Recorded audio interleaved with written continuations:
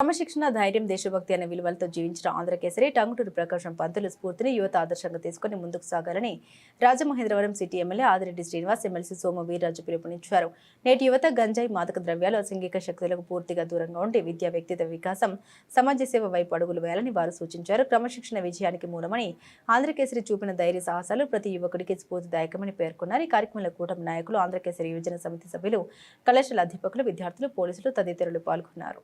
టంగుటూరి ప్రకాశం పంతులు గారు తెలియని వారంటూ ఉండరు. మన నగరానికి విడదీయని బంధం.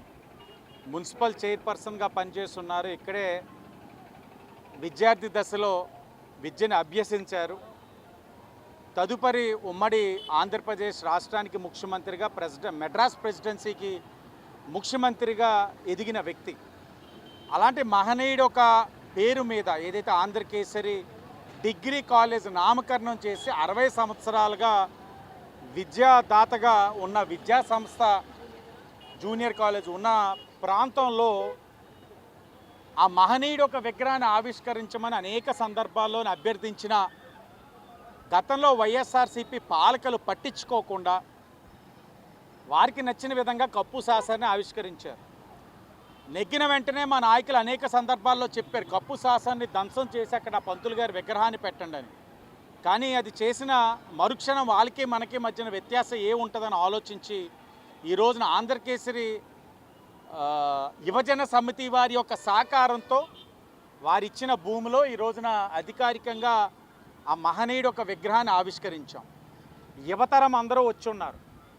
అడిగింది ఒకటే ప్రశ్న, ఈ సెంటర్లో ఆ మహనీయుడి విగ్రహం ఆవిష్కరించాలా, కప్పు సాసర్ ఉంచాలా అని అడిగితే ఆ మహనీయుడు ఒక విగ్రహాన్నే ఉంచాలిగా, కప్పు సాసర్ ఎవరికి కావాలని అడుగుతూ ఉన్నారు. అంటే పిల్లలకి ఉన్న జ్ఞానం, పిల్లల్లో ఉన్న చైతన్యం ఆనాడున్న వైసీపీ వాళ్ళకి లేకపోవడం అన్నది శోచనీయం. తెలుసు కాబట్టే వాళ్ళకి ప్రజలు ఏ తీర్పు ఇవ్వాలో ఇచ్చారు.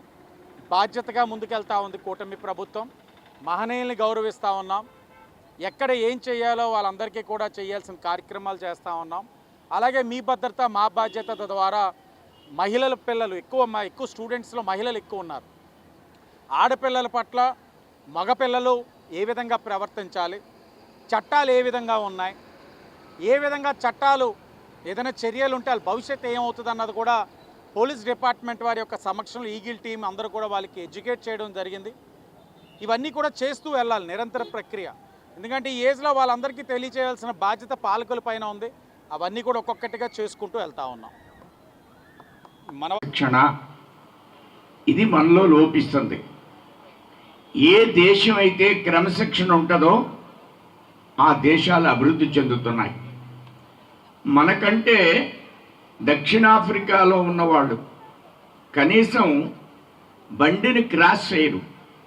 కానీ మనం ఏం చేస్తాం, ఇలా బండి వెళ్తే మధ్యలోంచి దూరిపోయి వెళ్ళిపోతూ ఉంటాం.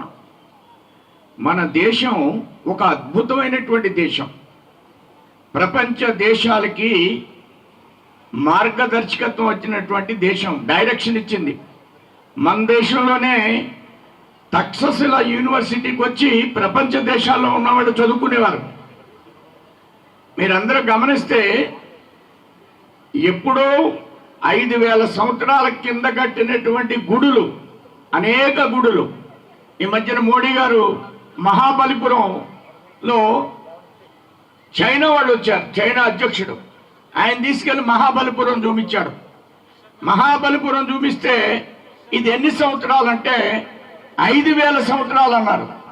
అంటే 5000 సంవత్సరాల కిందట మహాబలిపురం కడితే ఇప్పటికి కూడా అది చెక్కు చెదరలేదు. ఇది మన జాతి యొక్క ఔన్నత్యం అనేటువంటి విషయాన్ని మీ అందరికి కూడా తెలియజేస్తున్నాను.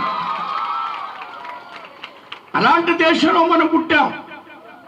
అలాంటి క్రమశిక్షణ, అలాంటి కమిట్మెంట్ మనలో కావాలి.